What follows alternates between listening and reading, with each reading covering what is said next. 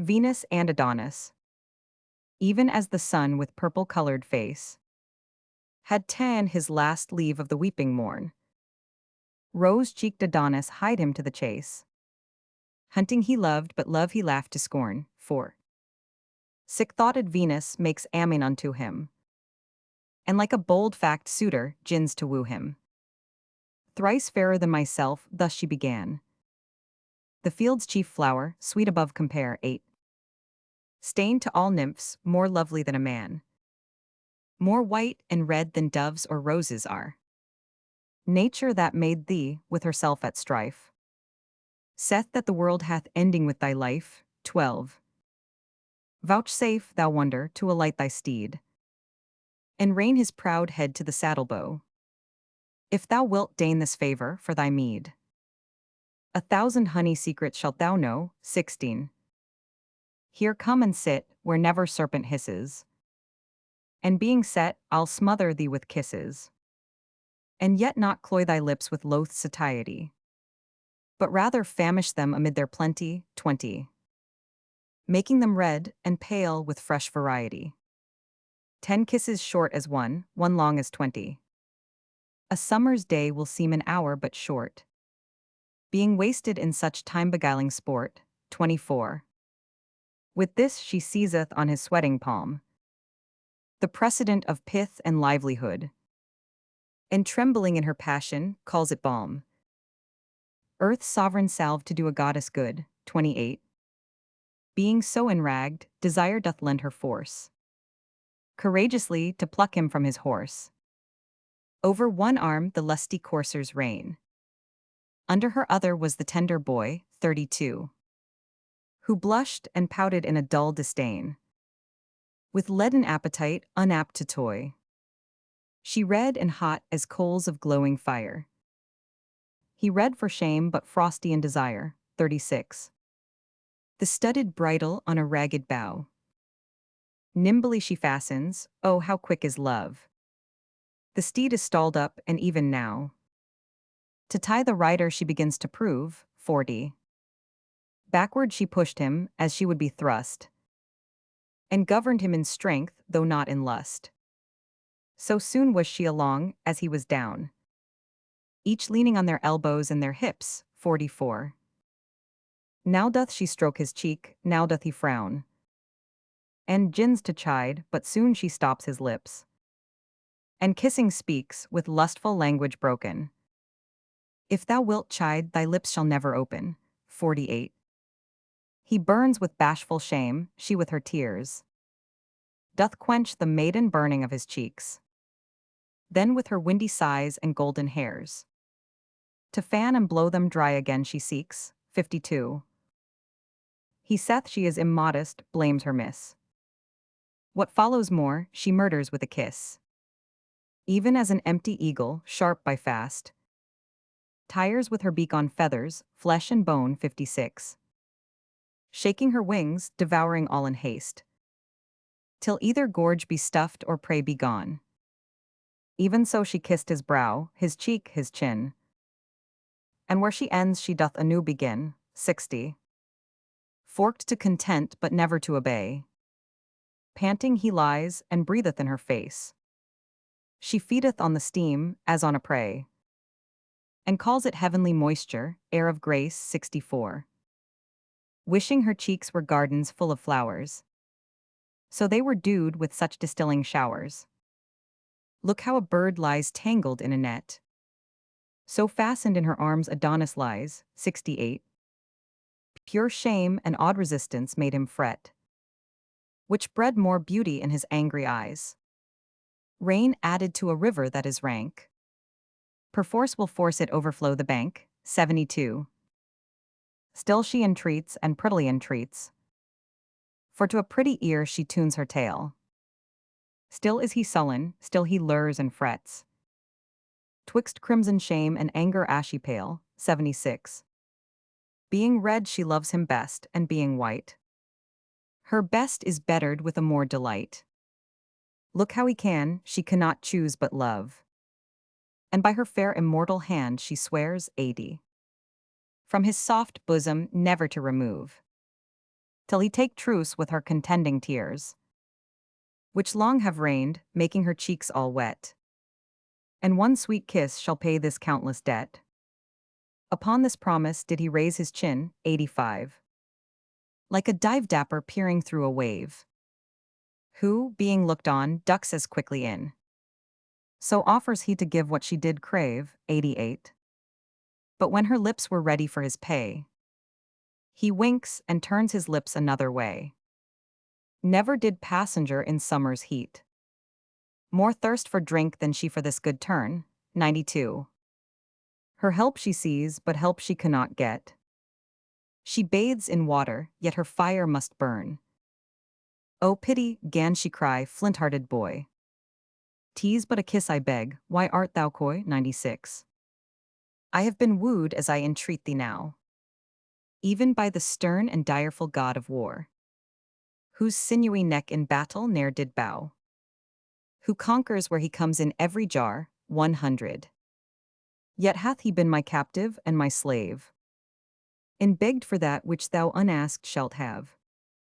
Over my altars hath he hung his lance, his battered shield, his uncontrolled crest, 104.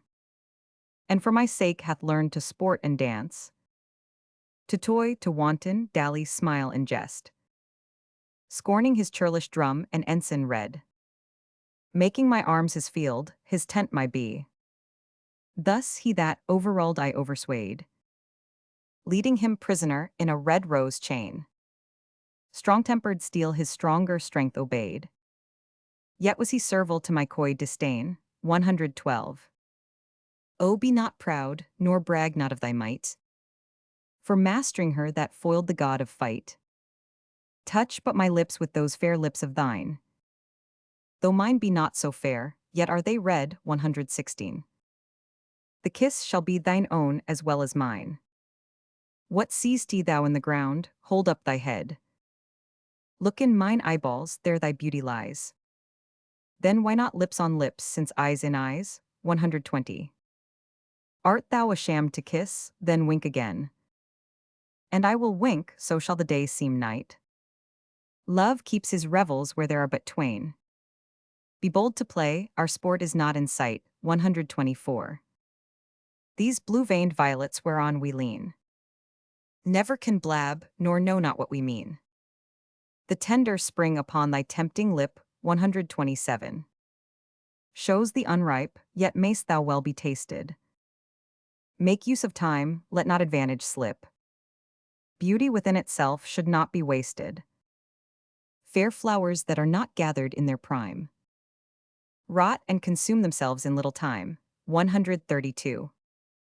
Were I hard-favored, foul, or wrinkled old, ill-nurtured, crooked, churlish, harsh in voice, o'erworn, despised, rheumatic, and cold, thick-sighted, barren, lean, and lacking juice, 136. Then mightst thou pause, for then I were not for thee. But having no defects, why dost abhor me? Thou canst not see one wrinkle in my brow, 139. Mine eyes are grey and bright and quick in turning. My beauty as the spring doth yearly grow. My flesh is soft and plump, my marrow burning. My smooth moist hand, were it with thy hand felt, would in thy palm dissolve or seem to melt, 144. Bid me discourse, I will enchant thine ear. Or like a fairy, trip upon the green. Or like a nymph with long dishevelled hair, dance on the sands and yet no footing seen, 148. Love is a spirit all compact of fire, not gross to sink but light and will aspire. Witness this primrose bank whereon I lie, 151. These forceless flowers like sturdy trees support me.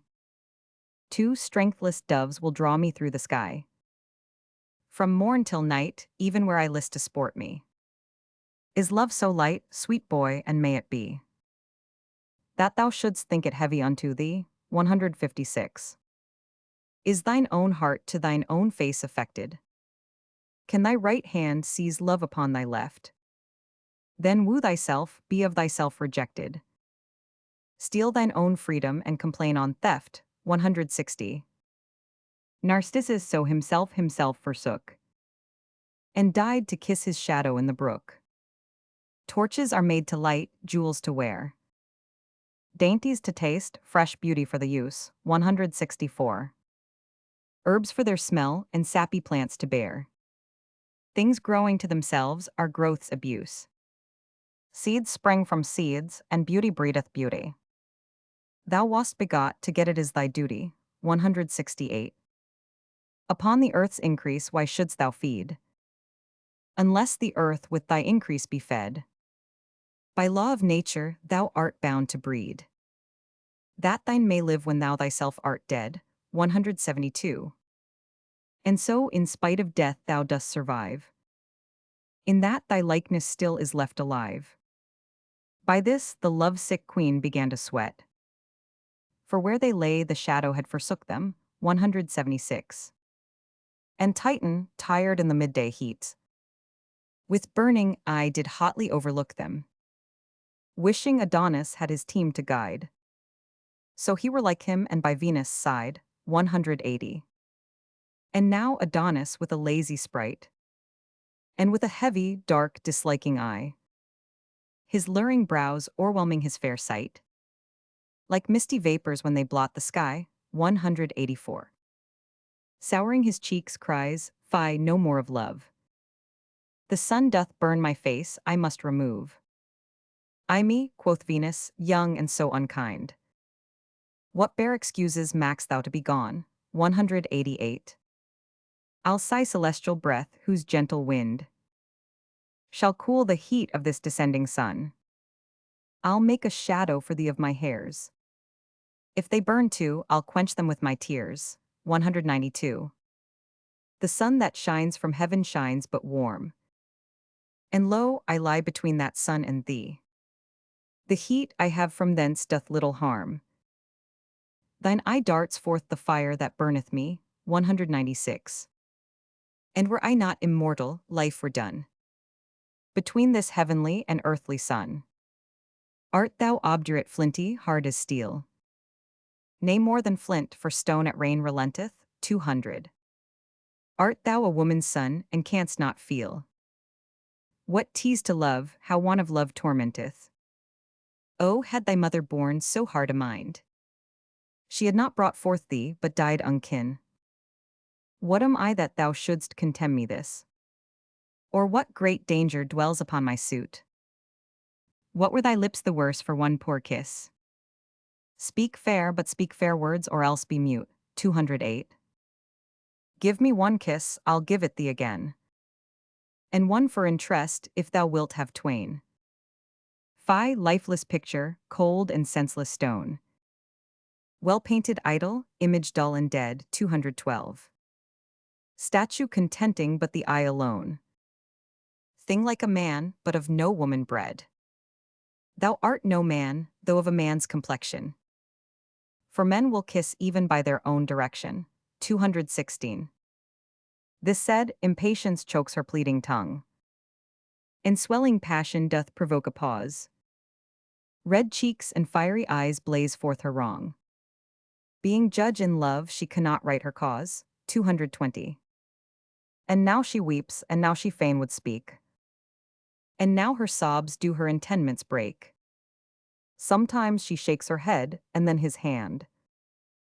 Now gazeth she on him, now on the ground. 224.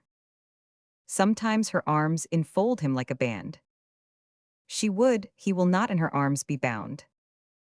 And when from thence he struggles to be gone, she locks her lily fingers one in one. 228. Fondling, she saith, since I have hemmed thee here, within the circuit of this ivory pale, I'll be a park, and thou shalt be my dear. Feed where thou wilt, on mountain or in dale. 232. Graze on my lips, and if those hills be dry, stray lower where the pleasant fountains lie. Within this limit is relief enough. Sweet bottom grass and high delightful plain. 236. Round rising hillocks, breaks obscure and rough, to shelter thee from tempest and from rain. Then be my dear, since I am such a park. 239. No dog shall rouse thee, though 1,000 bark. At this Adonis smiles as in disdain, that in each cheek appears a pretty dimple. Love made those hollows, if himself were slain. He might be buried in a tomb so simple. 244. Foreknowing well, if there he came to lie, why there love lived, and there he could not die. These lovely caves, these round enchanting pits, opened their mouths to swallow Venus liking. 248. Being mad before, how doth she now for wits? Struck dead at first, what needs a second striking? Poor queen of love, in thine own law forlorn, to love a cheek that smiles at thee in scorn. 252. Now which way shall she turn, what shall she say? Her words are done, her woes the more increasing. The time is spent, her object will away, and from her twining arms doth urge releasing. 256. Pity, she cries, some favor, some remorse. Away he springs, and hasteth to his horse. But lo from forth, a copse that neighbors by, a breeding jennet, lusty, young and proud. 260. Adonis, tramping courser, doth espy, and forth she rushes, snorts and neighs aloud. The strong-necked steed, being tied unto a tree, breaketh his rein, and to her straight goes he. 264. Imperiously he leaps, he neighs, he bounds, and now his woven girths he breaks asunder. The bearing earth with his hard hoof he wounds, whose hollow womb resounds like heaven's thunder. The iron bit he crusheth 'tween his teeth. 269. Controlling what he was controlled with, his ears uppricked, his braided hanging mane, upon his compassed crest now stand on end. 272.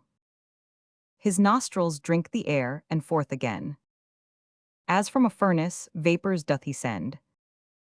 His eye, which scornfully glisters like fire, shows his hot courage and his high desire. 276.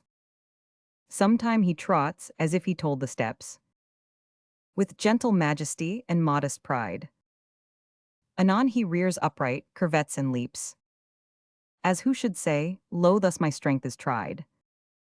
And this I do to captivate the eye. 281. Of the fair breeder that is standing by, what recketh he his rider's angry stir? His flattering holla, or his stand, I say. 284. What cares he now for curb or pricking spur? For rich caparisons or trappings gay? He sees his love, and nothing else he sees, for nothing else with his proud sight agrees. 288. Look, when a painter would surpass the life in limning out a well-proportioned steed, his art with nature's workmanship at strife, as if the dead the living should exceed. 292. So did this horse excel a common one, in shape, in courage, color, pace, and bone. Round-hoofed, short-jointed, fetlocks shag and long, broad breast, full eye, small head and nostril wide, high crest, short ears, straight legs and passing strong, thin mane, thick tail, broad buttock, tender hide. Look, what a horse should have he did not lack, save a proud rider on so proud a back. 300. Sometimes he scuds far off, and there he stares. Anon he starts at stirring of a feather, to bid the wind a base he now prepares. And where he run or fly they know not whether. 304. For through his mane and tail the high wind sings, fanning the hairs who wave like feathered wings. He looks upon his love and neighs unto her. She answers him as if she knew his mind. 308. Being proud, as females are, to see him woo her, she puts on outward strangeness, seems unkind, spurns at his love and scorns the heat he feels, beating his kind embracements with her heels. 312. Then like a melancholy malcontent, he veils his tail that like a falling plume, cool shadow to his melting buttock lent. He stamps and bites the poor flies in his fume. 316. His love, perceiving how he was enragged, grew kinder, and his fury was assuaged. His testy master goeth about to take him. When lo the unbacked breeder, full of fear, 320. Jealous of catching, swiftly doth forsake him. With her the horse, and left Adonis there. As they were mad, unto the wood they hie them. Outstripping crows that strive to overfly the. All swoln with chafing, down Adonis sits, banning his boisterous and unruly beast. And now the happy season once more fits. That lovesick love by pleading may be blessed, 328. For lovers say, the heart hath treble wrong. When it is barred the aidance of the tongue. An oven that is stopped or river stayed. Burneth more hotly, swelleth with more rage, 332. So of concealed sorrow may be said. Free vent of words, love's fire doth assuage. But when the heart's attorney once is mute, the client breaks as desperate in his suit, 336. He sees her coming, and begins to glow. Even as a dying coal revives with wind. And with his bonnet hides his angry brow. Looks on the dull earth with disturbed mind, 340. Taking no notice that she is so nigh. For all askance he holds her in his eye. Oh, what a sight it was, wistly to view. How she came stealing to the wayward boy, 344. To note the fighting conflict of her hue. How white and red each other did destroy.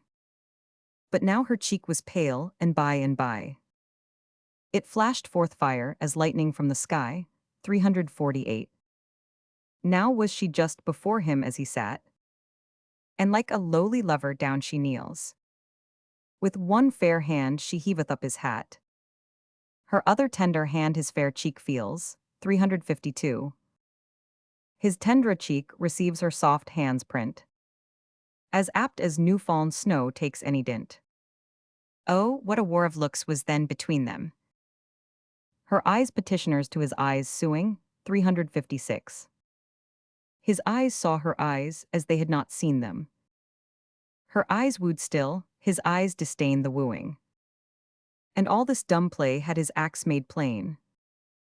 With tears which chorus-like her eyes did rain. Full gently now she takes him by the hand, 361. A lily prisoned in a jail of snow. Or ivory in an alabaster band. So white a friend and girt so white a foe, 364. This beauteous combat, wilful and unwilling, showed like two silver doves that sit a-billing. Once more the engine of her thoughts began. O fairest mover on this mortal round, 368. Would thou wert as I am, and I a man. My heart all whole is thine, thy heart my wound. For one sweet look thy help I would assure thee. Though nothing but my body's bane would cure thee. Give me my hand, saith he, why dost thou feel it? Give me my heart, saith she, and thou shalt have it. Oh, give it me lest thy hard heart do steal it. And being steeled, soft sighs can never grave it, 376. Then love's deep groans I never shall regard. Because Adonis' heart hath made mine hard. For shame, he cries, let go and let me go. My day's delight is past, my horse is gone, 380. And 'tis your fault I am bereft him so. I pray you hence and leave me here alone. For all my mind, my thought, my busy care, is how to get my palfrey from the mare, 384. Thus she replies, thy palfrey as he should.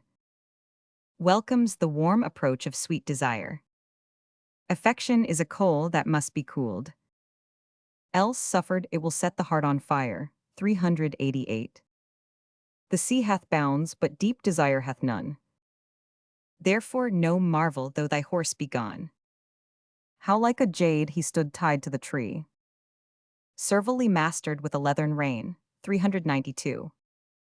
But when he saw his love, his youth's fair fee, he held such petty bondage in disdain, throwing the base thong from his bending crest, enfranchising his mouth, his back, his breast, 396. who sees his true love in her naked bed, teaching the sheets a whiter hue than white. But when his glutton eye so full hath fed, his other agents aim at like delight, 400. Who is so faint that dare not be so bold to touch the fire, the weather being cold. Let me excuse thy courser, gentle boy, and learn of him, I heartily beseech thee, 404. To take advantage on presented joy. Though I were dumb, yet his proceedings teach thee. O learn to love, the lesson is but plain. And once made perfect, never lost again, 408. I know not love, quoth he, nor will not know it, unless it be a bore, and then I chase it. 'Tis much to borrow, and I will not owe it. My love to love is love, but to disgrace it, 412. For I have heard, it is a life in death, that laughs and weeps, and all but with a breath. Who wears a garment shapeless and unfinished, who plucks the bud before one leaf put forth, 416. If springing things be any jot diminished, they wither in their prime, prove nothing worse. The colt that's backed and burdened being young, loseth his pride and never waxeth strong, 420. You hurt my hand with ringing, let us part, and leave this idle theme, this bootless chat. Remove your siege from my unyielding heart. To love's alarms it will not ope the gate, 424. Dismiss your vows, your feigned tears, your flattery. For where a heart is hard, they make no battery. What canst thou talk, quoth she, hast thou a tongue? Oh, would thou hadst not, or I had no hearing, 428. Thy mermaid's voice hath done me double wrong. I had my load before, now pressed with bearing. Melodious discord, heavenly tune, harsh sounding. Ears deep sweet music, and heart's deep sore wounding. Had I no eyes but ears, my ears would love, 433. That inward beauty and invisible. Or were I deaf, thy outward parts would move. Each part in me that were but sensible, 436. Though neither eyes nor ears, to hear nor see. Yet should I be in love by touching thee. Say that the sense of feeling were bereft me, and that I could not see, nor hear, nor touch, 440. And nothing but the very smell were left me. Yet would my love to thee be still as much. For from the stillatory of thy face excelling comes breath perfumed, that breedeth love by smelling. But oh, what banquet wert thou to the taste, 445. Being nurse and feeder of the other four, would they not wish the feast might ever last? And bid suspicion double lock the door, lest jealousy, that sour unwelcome guest, should by his stealing and disturb the feast, 448. Once more the ruby-colored portal opened, which to his speech did honey passage yield, 452.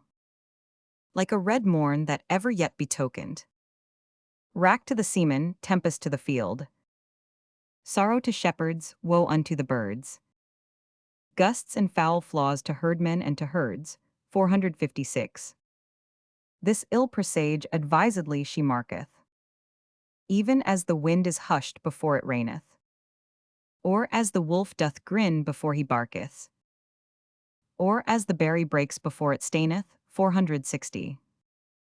Or like the deadly bullet of a gun, his meaning struck her ere his words begun, and at his look she flatly falleth down. For looks kill love, and love by looks reviveth, 464. A smile recures the wounding of a frown, but blessed bankrout that by love so thriveth. The silly boy, believing she is dead, claps her pale cheek till clapping makes it ring, and all amazed break off his late intent. For sharply he did think to reprehend her, which cunning love did wittily prevent. Fair fall the wit that can so well defend her, 472. For on the grass she lies as she were slain, till his breath breatheth life in her again. He wrings her nose, he strikes her on the cheeks. He bends her fingers, holds her pulses hard, 476. He chafes her lips, 1,000 ways he seeks to mend the hurt that his unkindness marred. He kisses her, and she, by her good will never rise, so he will kiss her sint. The night of sorrow now is turned to day. Her two blue windows faintly she upheaveth, like the fair sun, when in his fresh array. He cheers the morn, and all the world relieveth, 484. And as the bright sun glorifies the sky, so is her face illumined with her eye, whose beams upon his hairless face are fixed, as if from thence they borrowed all their shine, 488. Were never four such lamps together mixed, had not his clouded with his brows repine, but hers, which through the crystal tears gave light, shone like the moon in water seen by night, 492. Oh, where am I, quoth she, in earth or heaven? Or in the ocean drenched, or in the fire? What hour is this, or morn or weary even? Do I delight to die, or life desire? 496. But now I lived, and life was death's annoy. But now I died, and death was lively joy. Oh, thou didst kill me once again. Thy eyes, shrewd tutor, that hard heart of thine, 500. Hath taught them scornful tricks, and such disdain, that they have murdered this poor heart of mine. And these mine eyes, true leaders to their queen. But for thy piteous lips no more had seen, 504. Long may they kiss each other for this cure. Oh, never let their crimson liveries wear. And as they last, their verdure still endure, to drive infection from the dangerous year, 508. That the stargazers, having writ on death, may say, the plague is banished by thy breath. Pure lips, sweet seals in my soft lips imprinted. What bargains may I make still to be sealing? 512. To sell myself, I can be well contented. So thou wilt buy and pay, and use good dealing. Which purchase if thou make, for fear of slips, set thy seal manual on my wax-red lips, 516. 1,000 kisses buys my heart from me, and pay them at thy leisure, one by one. What is 1,000 touches unto thee? Are they not quickly told and quickly gone? 520.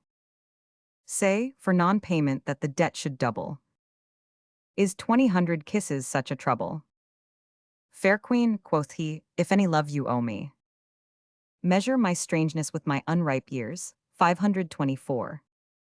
Before I know myself, seek not to know me. No fisher but the ungrown fry forbears. The mellow plum doth fall, the green sticks fast. Or being early plucked is sour to taste, 528. Look the world's comforter with weary gait. His day's hot task hath ended in the west. The owl night's herald shrieks, 'tis very late. The sheep are gone to fold, birds to their nest, 532.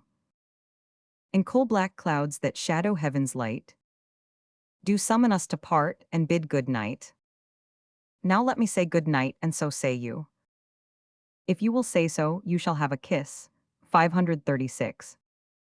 Good night, quoth she, and ere he says adieu, the honey fee of parting tendered is. Her arms do lend his neck a sweet embrace. Incorporate than they seem, face grows to face, 540. Till breathless he disjoined, and backward drew the heavenly moisture, that sweet coral mouth, whose precious taste her thirsty lips well knew. Whereon they surfeit, yet complain on drouth, 544. He with her plenty pressed, she faint with dearth. Their lips together glued, fall to the earth. Now quick desire hath caught the yielding prey, and glutton-like she feeds, yet never filleth, 548. Her lips are conquerors, his lips obey, paying what ransom the insulter willeth, whose vulture thought doth pitch the price so high, that she will draw his lips' rich treasure dry, 552. And having felt the sweetness of the spoil, With blindfold fury she begins to forage. Her face doth reek in smoke, her blood doth boil. And careless lust stirs up a desperate courage. 556. Planting oblivion, beating reason back. Forgetting shame's pure blush and honor's rack. Hot, faint, and weary, with her heart embracing. Like a wild bird being tamed with too much handling. Or as the fleet-foot roe that's turred with chasing. 561. Or like the froward infant stilled with dandling. He now obeys, and now no more resisteth. While she takes all she can, not all she listeth. 564. What wax so frozen, but dissolves with tempering, and yields at last to every light impression. Things out of hope are compassed oft with venturing, chiefly in love whose leave exceeds commission. 568. Affection faints not like a pale-fact coward, but then woos best when most his choice is froward. When he did frown, oh had she then gave over. Such nectar from his lips she had not suck. Foul words and frowns must not repel a lover. What though the rose have prickles, yet tease plucked? Were beauty under 20 locks kept fast? Yet love breaks through, and picks them all at last. For pity now she can no more detain him. 577. The poor fool prays her that he may depart. She is resolved no longer to restrain him. Bids him farewell, and look well to her heart. 580. The which by Cupid's bow she doth protest. He carries thence encaged in his breast. Sweet boy, she says, this night I'll waste in sorrow. For my sick heart commands mine eyes to watch. 584. Tell me, love's master, shall we meet tomorrow? Say, shall we, wilt thou make the match? He tells her no, tomorrow he intends to hunt the boar with certain of his friends. 588. The boar, quoth she, were at a sudden pale, like lawn being spread upon the blushing rose. Usurps her cheek, she trembles at his tail, and on his neck her yoking arms she throws. 592. She sinketh down, still hanging by his neck. He on her belly falls, she on her back. Now is she in the very lists of love. Her champion mounted for the hot encounter. 596. All is imaginary she doth prove. He will not manage her, although he mount her. That worse than Tantalus is her annoy. To clip Elysium and to lack her joy. 600. Even as poor birds, deceived with painted grapes, do surfeit by the eye and pine the maw. Even so she languisheth in her mishaps, as those poor birds that helpless berries saw. 604. The warm effects which she in him finds missing, she seeks to kindle with continual kissing. But all in vain, good queen, it will not be. She hath essayed as much as may be proved. 608. Her pleading hath deserved a greater fee. She's love, she loves, and yet she is not loved. Fie, he says, you crush me, let me go. You have no reason to withhold me so. 612. Thou hadst been gone, quoth she, sweet boy, ere this. But that thou toldst me thou wouldst hunt the boar. Oh, be advised, thou knowst not what it is. With javelins point a churlish swine to gore. 616. Whose tushes never sheathed he wetteth still, like to a mortal butcher, bent to kill. On his bow back he hath a battle set, of bristly pikes that ever threat his foes. 620. His eyes like glowworms shine when he doth fret. His snout digs sepulchres where'er he goes. Being moved, he strikes whate'er is in his way, and whom he strikes his crooked tushes slay. 624. His brawny sides, with hairy bristles armed, are better proof than thy spear's point can enter. His short thick neck cannot be easily harmed. Being artful on the lion he will venture. 628. The thorny brambles and embracing bushes, as fearful of him part through whom he rushes. Alas, he not esteems that face of thine, to which love's eyes pay tributary gazes. 632. Nor thy soft hands, sweet lips and crystal eyne, whose full perfection all the world amazes. But having thee at vantage, wondrous dread, would root these beauties as he roots the mead. O let him keep his loathsome cabin still. 637. Beauty hath naught to do with such foul fiends. Come not within his danger by thy will. They that thrive well take counsel of their friends. When thou didst name the boar, not to dissemble, I feared thy fortune, and my joints did tremble. Didst thou not mark my face, was it not white?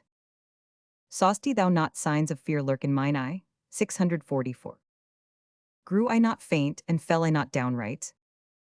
Within my bosom, whereon thou dost lie, my boding heart pants, beats, and takes no rest, but like an earthquake, shakes thee on my breast. For where love reigns, disturbing jealousy. 649. Doth call himself affection's sentinel, gives false alarms, suggesteth mutiny, and in a peaceful hour doth cry, kill, kill. 652. Distempering gentle love in his desire, as air and water do abate the fire. This sour informer, this bait-breeding spy, this canker that eats up love's tender spring. 656. This carry-tale, dissentious jealousy, that sometime true news, sometime false doth bring, knocks at my heart and whispers in mine ear, that if I love thee, I thy death should fear. 660. And more than so, presenteth to mine eye the picture of an angry chafing boar, under whose sharp fangs on his back doth lie an image like thyself, all stained with gore. 664. Whose blood upon the fresh flowers being shed, doth make them droop with grief and hang the head. What should I do, seeing thee so indeed? That tremble at th imagination. 668. The thought of it doth make my faint heart bleed, and fear doth teach it divination. I prophesy thy death, my living sorrow, if thou encounter with the boar tomorrow. 672. But if thou needs wilt hunt, be rulled by me, uncouple at the timorous flying hare, or at the fox which lives by subtlety, or at the roe which no encounter dare. 676. Pursue these fearful creatures o'er the downs, and on thy well-breathed horse keep with thy hounds. And when thou hast on foot the purblind hare, mark the poor wretch, to overshoot his troubles. 680.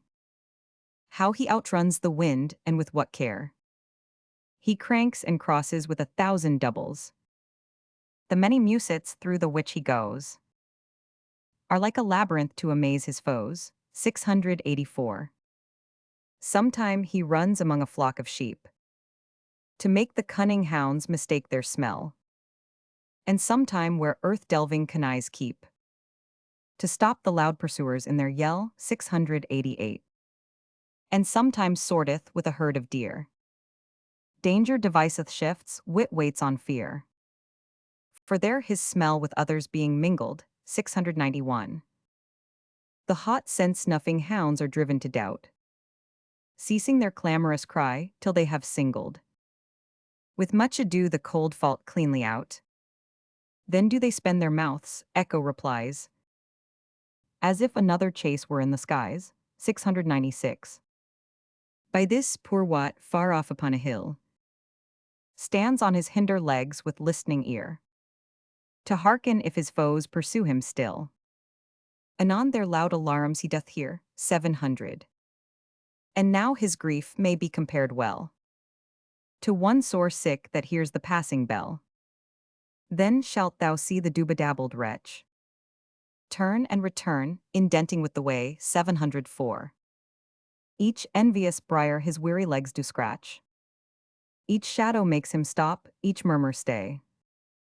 For misery is trodden on by many, and being low never relieved by any. 708. Lie quietly and hear a little more. Nay, do not struggle, for thou shalt not rise. To make thee hate the hunting of the boar. Unlike myself thou hear'st me moralize, 712. Applying this to that, and so to so. For love can comment upon every woe. Where did I leave? No matter where, quoth he. Leave me, and then the story aptly ends, 716. The night is spent, why what of that, quoth she. I am, quoth he, expected of my friends. And now 'tis dark, and going I shall fall. In night, quoth she, desire sees best of all, 720. But if thou fall, oh then imagine this. The earth, in love with thee, thy footing trips. And all is but to rob thee of a kiss, 723. Rich praise make true men thieves, so do thy lips. Make modest Diane cloudy and forlorn, lest she should steal a kiss and die forsworn. Now of this dark night I perceive the reason. Cynthia for shame obscures her silver shine, 728. Till forging nature be condemned of treason. For stealing molds from heaven that were divine. Wherein she frammed thee, in high heaven's despite. To shame the sun by day and her by night, 732. And therefore hath she bribbed the destinies. To cross the curious workmanship of nature. To mingle beauty with infirmities.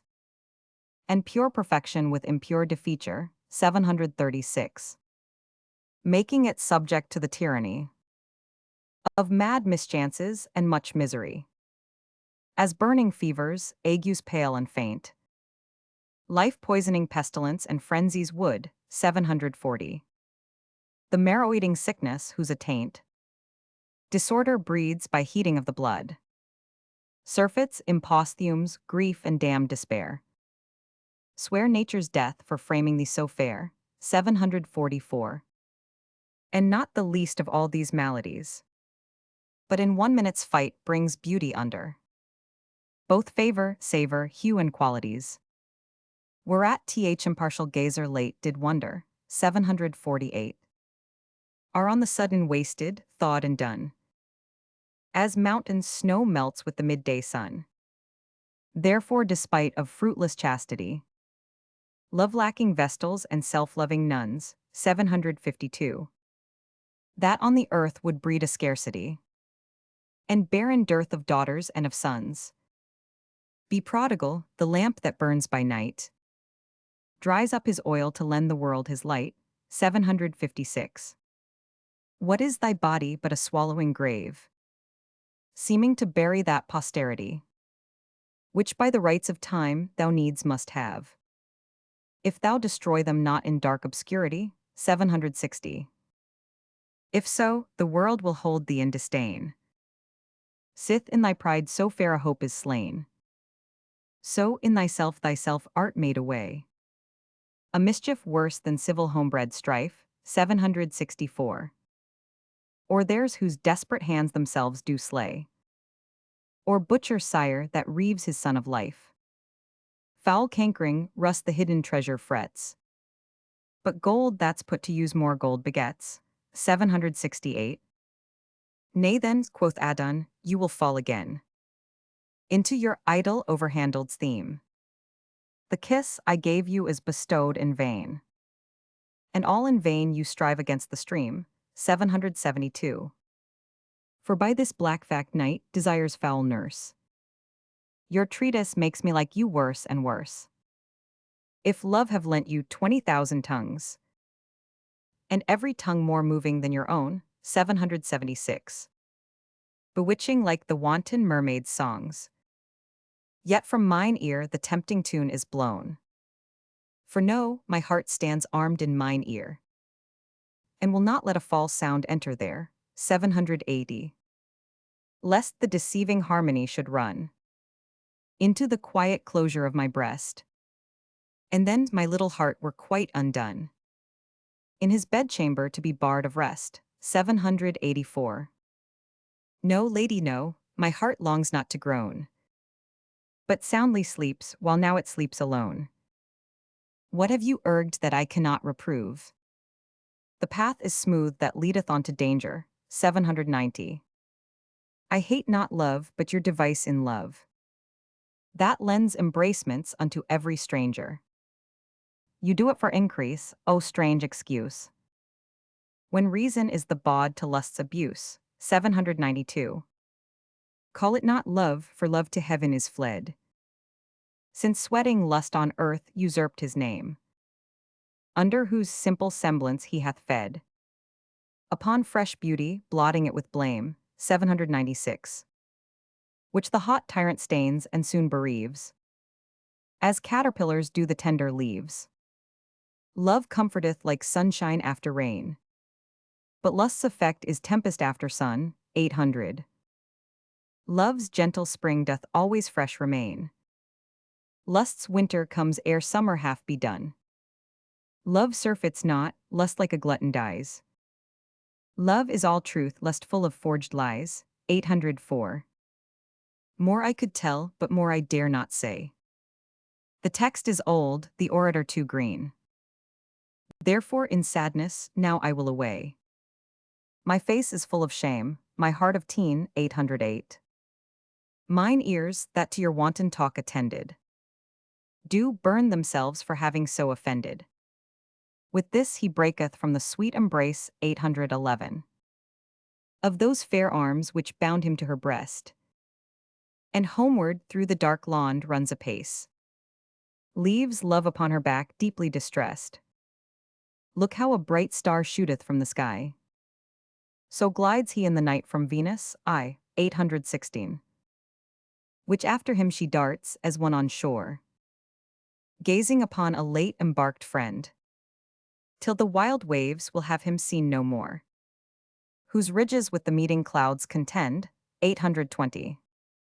So did the merciless and pitchy night fold in the object that did feed her sight, whereat amazed, as one that unaware hath dropped a precious jewel in the flood. 824.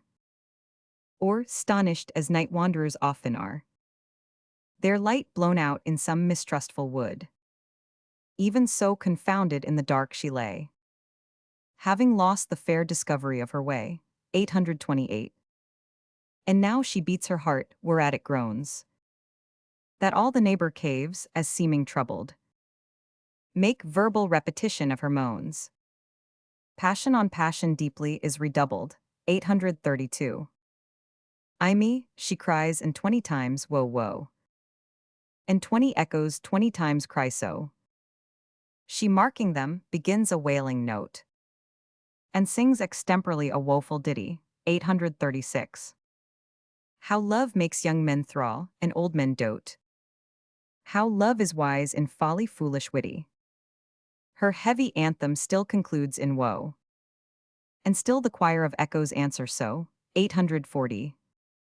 Her song was tedious, and outwore the night, for lovers' hours are long, though seeming short.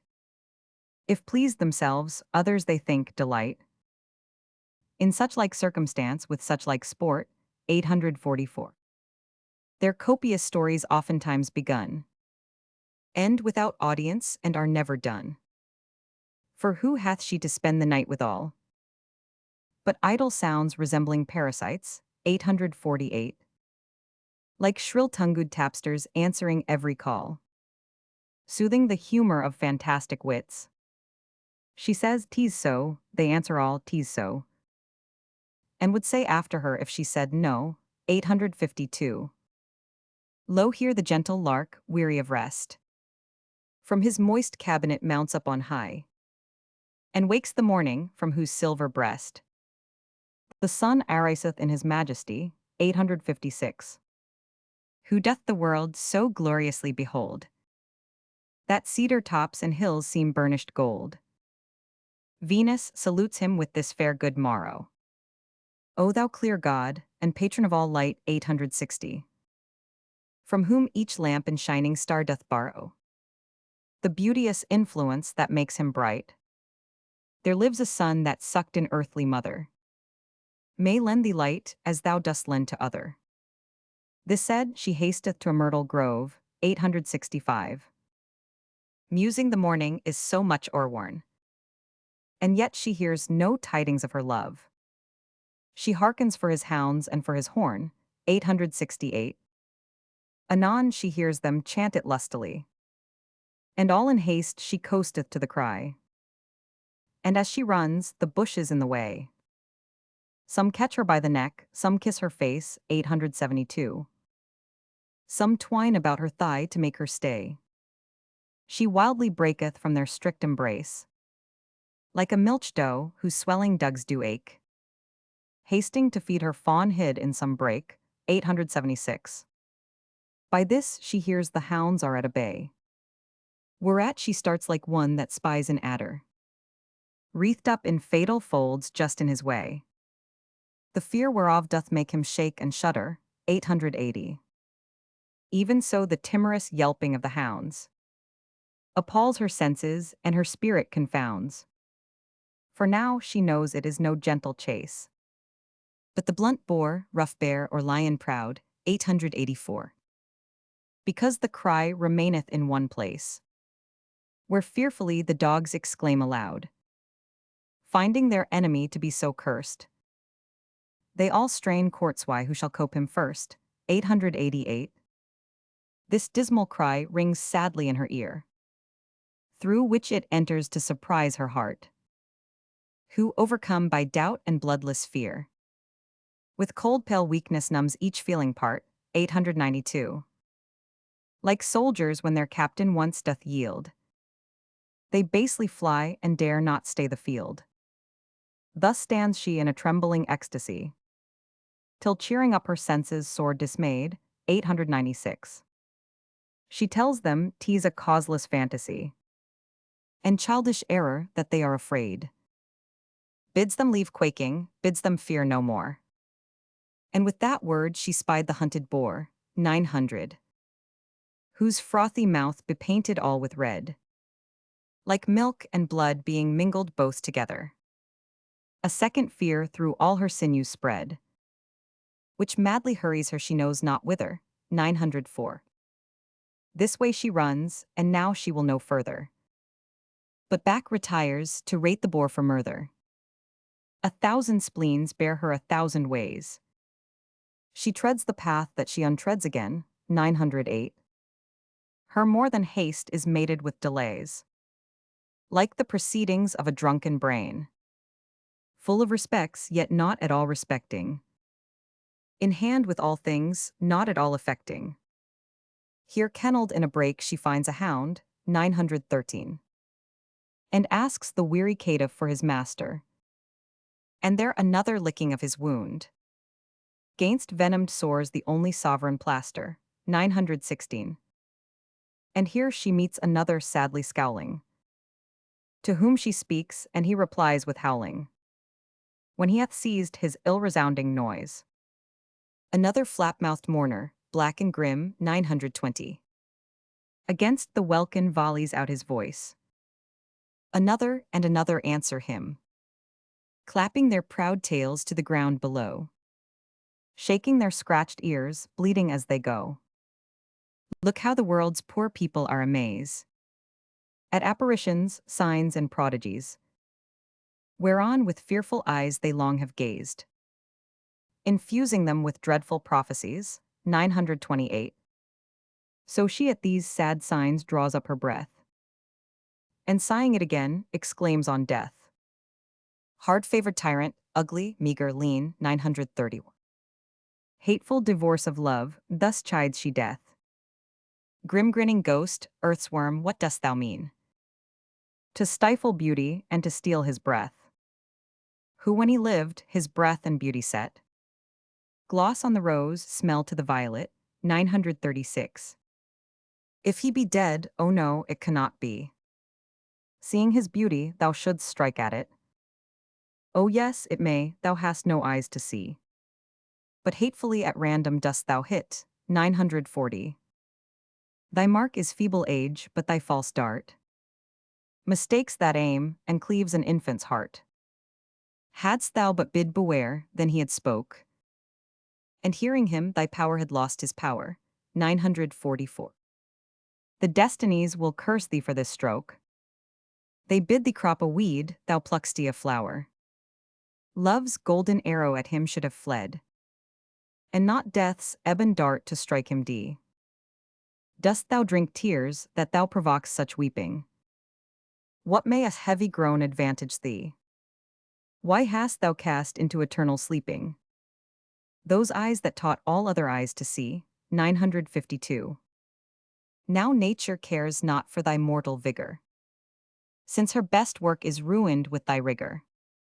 Here overcome, as one full of despair, she veiled her eyelids, who like sluices stop the crystal tide that from her two cheeks fair in the sweet channel of her bosom dropped. But through the floodgates breaks the silver rain, and with his strong course opens them again. 960. Oh, how her eyes in tears did lend and borrow. Her eyes seen in the tears, tears in her eye. Both crystals, where they viewed each other's sorrow. Sorrow that friendly sighs sought still to dry. 964. But like a stormy day, now wind, now rain. Sighs dry her cheeks, tears make them wet again. Variable passions throng her constant woe, as striving who should best become her grief. 968. All entertained, each passion labors so, that every present sorrow seemeth chief. But none is best, then join they all together, like many clouds consulting for foul weather. 972. By this, far off she hears some huntsman holla. A nurse's song ne'er pleased her babe so well. The dire imagination she did follow. This sound of hope doth labor to expel. 976. For now reviving joy bids her rejoice, and flatters her it is Adonis' voice. Whereat her tears began to turn their tide, being prisoned in her eye like pearls in glass. 980. Yet sometimes falls an orient drop beside, which her cheek melts, as scorning it should pass, to wash the foul face of the sluttish ground, who is but drunken when she seemeth drowned. O hard-believing love, how strange it seems. 985. Not to believe, and yet too credulous. Thy weal and woe are both of them extremes. Despair and hope make thee ridiculous. 988. The one doth flatter thee in thoughts unlikely. In likely thoughts the other kills thee quickly. Now she unweaves the web that she hath wrought. Adonis lives and death is not to blame. 992. It was not she that called him all to naught. Now she adds honors to his hateful name. She cleaps him king of graves and grave for kings. Imperious supreme of all mortal things. 996. No, no, quoth she, sweet death, I did but jest. Yet pardon me, I felt a kind of fear. Weenas I met the boar, that bloody beast, which knows no pity but is still severe. 1000. Then, gentle shadow, truth I must confess, I railed on thee, fearing my love's decease. 'Tis not my fault the boar provoked my tongue. Be wreaked on him, invisible commander. 1004. 'Tis he, foul creature, that hath done thee wrong. I did but act, he's author of my slander. Grief hath two tongues, and never woman yet could rule them both without 10 women's wit. Thus hoping that Adonis is alive. 1009. Her rash suspect she doth extenuate, and that his beauty may the better thrive. With death she humbly doth insinuate. 1012. Tells him of trophies, statues, tombs, and stories, his victories, his triumphs, and his glories. O love, quoth she, how much a fool was I, to be of such a weak and silly mind. 1016. To wail his death who lives and must not die, till mutual overthrow of mortal kind. For he being dead, with him is beauty slain. And beauty dead, black chaos comes again. 1020. Fie, fond love, thou art as full of fear, as one with treasure laden, hemmed with thieves, trifles unwitnessed with eye or ear. Thy coward heart with false bethinking grieves. 1024. Even at this word she hears a merry horn. Whereat she leaps that was but late forlorn. As falcon to the lure, away she flies. The grass stoops not, she treads on it so light, 1028. And in her haste, unfortunately spies the foul boar's conquest on her fair delight. Which seen, her eyes, as murdered with the view, like stars ashamed of day, themselves withdrew. Or as the snail, whose tender horns being hit, 1033, shrinks backwards in his shelly cave with pain, and there all smothered up in shade doth sit, long after fearing to creep forth again, 1036. So at his bloody view her eyes are fled into the deep dark cabins of her head, where they resign their office and their light to the disposing of her troubled brain, 1040. Who bids them still consort with ugly night, and never wound the heart with looks again, who like a king perplexed in his throne, by their suggestion gives a deadly groan, 1044. Whereat each tributary subject quakes, as when the wind imprisoned in the ground, struggling for passage, earth's foundation shakes, which with cold terror doth men's minds confound. This mutiny each part doth so surprise 1049. That from their dark beds once more leap her eyes, and being opened through unwilling light, upon the wide wound that the boar had trenched, in his soft flank, whose wonted lily white 1053, with purple tears that his wound wept was drenched. No flower was nigh, no grass, herb, leaf, or weed, but stole his blood and seemed with him to bleed. This solemn sympathy poor Venus noteth, 1057. Over one shoulder doth she hang her head. Dumbly she passions, frantically she doteth. She thinks he could not die, he is not dead, 1060.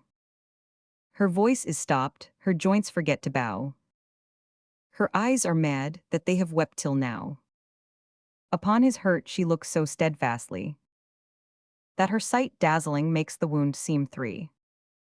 And then she reprehends her mangling eye, 1065. That makes more gashes, where no breach should be. His face seems twain, each several limb is doubled. For oft the eye mistakes, the brain being troubled.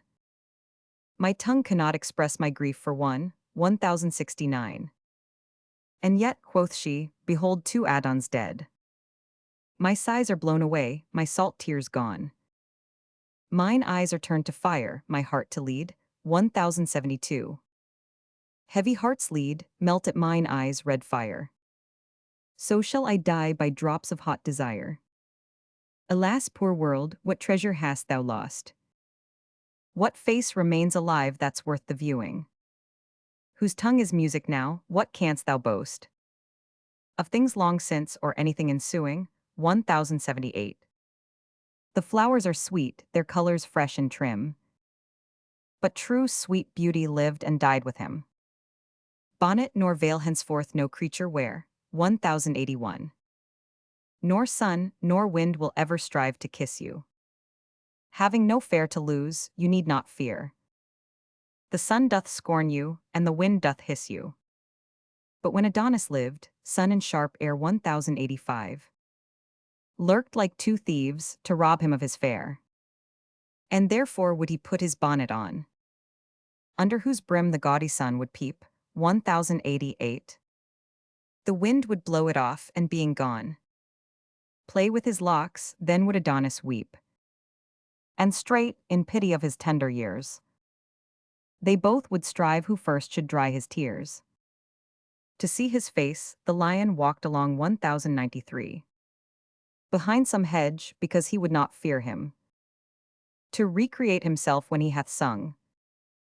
The tiger would be tame, and gently hear H. If he had spoke, the wolf would leave his prey, and never fright the silly lamb that day. When he beheld his shadow in the brook, the fishes spread on it their golden gills, 1100. When he was by, the birds such pleasure took, That some would sing, some other in their bills, would bring him mulberries and ripe red cherries. He fed them with his sight, they him with berries. But this foul, grim, and urchin-snouted boar, 1105, whose downward eye still looketh for a grave, ne'er saw the beauteous livery that he wore. Witness the entertainment that he gave, 1108. If he did see his face, why then I know he thought to kiss him, and hath killed him so. 'Tis true, thus was Adonis slain. He ran upon the boar with his sharp spear, 1112. Who did not whet his teeth at him again, but by a kiss thought to persuade him there. And nuzzling in his flank, the loving swine sheathed unaware the tusk in his soft groin, 1116. Had I been toothed like him, I must confess, with kissing him I should have killed him first. But he is dead, and never did he bless my youth with his, the more am I accursed, 1120. With this she falleth in the place she stood, and stains her face with his congealed blood. She looks upon his lips, and they are pale. She takes him by the hand, and that is cold, 1124. She whispers in his ears a heavy tale, as if they heard the woeful words she told. She lifts the coffer lids that close his eyes, where lo, 2 lamps burnt out in darkness lies. 2 glasses where herself behead 1,000 times, and now no more reflect their virtue lost, wherein they late excelled, and every beauty robbed of his effect, 1132. Wonder of time, quoth she, this is my spite, that thou being dead, the day should yet be light. Since thou art dead, lo here I prophesy, sorrow on love hereafter shall attend, 1136. It shall be waited on with jealousy, find sweet beginning but unsavory end, ne'er settled equally but high or low, that all love's pleasure shall not match his woe. It shall be fickle, false, and full of fraud, 1141. Bud, and be blasted in a breathing while, the bottom poison and the top o'erstrewed, with sweets that shall the truest sight beguile, 1144. The strongest body shall it make most weak, strike the wise dumb, and teach the fool to speak. It shall be sparing, and too full of riot, teaching decrepit age to tread the measures, 1148.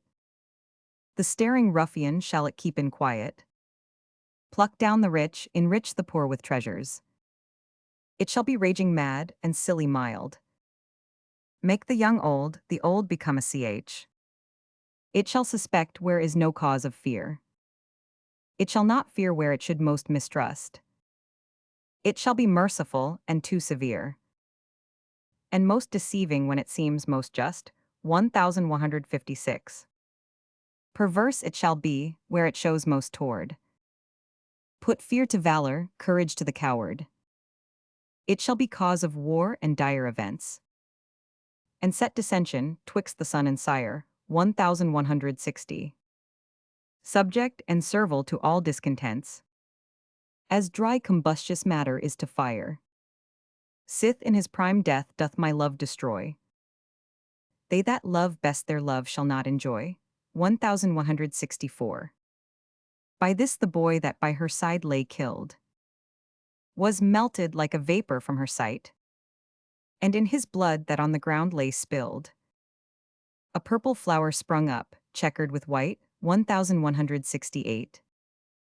Resembling well his pale cheeks and the blood, which in round drops upon their whiteness stood. She bows her head, the new-sprung flower to smell, comparing it to her Adonis breath, 1172, and says within her bosom it shall dwell, since he himself is reft from her by death. She crops the stalk, and in the breach appears green dropping sap, which she compares to tears. Poor flower, quoth she, this was thy father's guise, sweet issue of a more sweet-smelling sire. For every little grief to wet his eyes. To grow unto himself was his desire. 1180. And so 'tis thine, but no, it is as good to wither in my breast as in his blood. Here was thy father's bed, here in my breast. Thou art the next of blood, and 'tis thy right. 1184. Lo, in this hollow cradle take thy rest. My throbbing heart shall rock thee day and night. There shall not be 1 minute in an hour wherein I will not kiss my sweet love's flower. Thus weary of the world, away she hies. 1189. And yokes her silver doves, by whose swift aid their mistress mounted through the empty skies. In her light chariot quickly is conveyed. 1192. Holding their course to Paphos, where their queen means to immure herself and not be seen. Venus,